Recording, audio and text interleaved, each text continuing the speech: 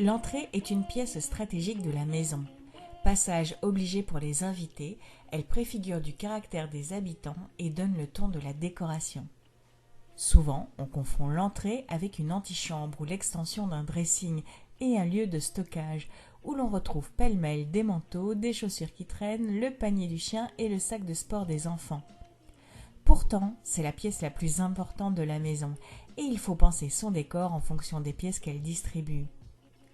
Imaginez son aménagement comme les prémices du salon. Vous pourrez créer une unité de teinte entre les pièces ou un sol qui se prolonge d'un espace à l'autre. La circulation doit être fluide et les deux espaces sembler n'en faire qu'un, même s'ils sont séparés par une porte.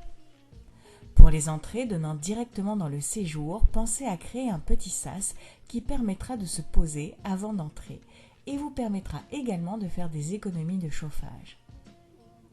Côté couleur, on favorisera les teintes claires et joyeuses qui ouvrent l'espace et permettent de respirer. Les teintes trop foncées vous envelopperont, mais risquent à la longue de vous étouffer.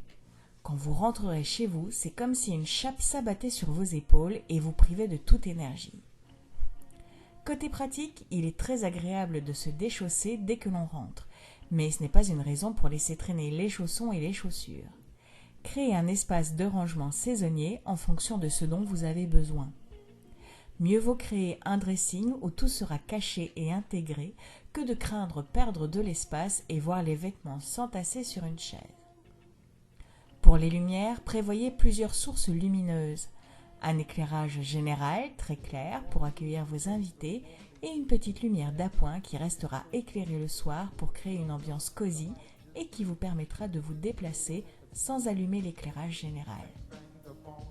Autrefois, le téléphone de la maison était installé dans l'entrée et une console avec un petit fauteuil permettait de passer ses communications confortablement.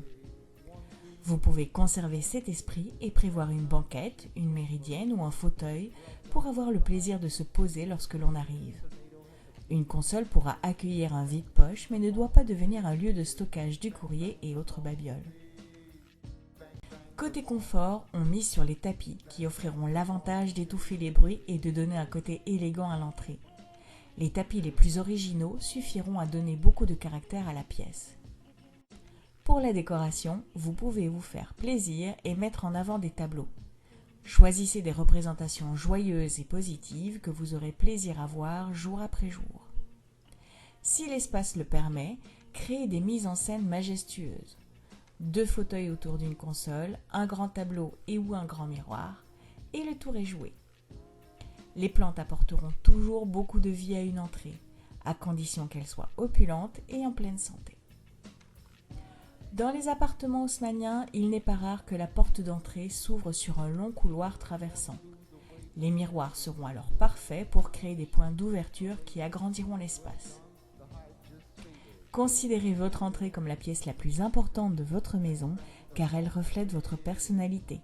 Soignez-en le décor et veillez à ce qu'elle soit toujours accueillante.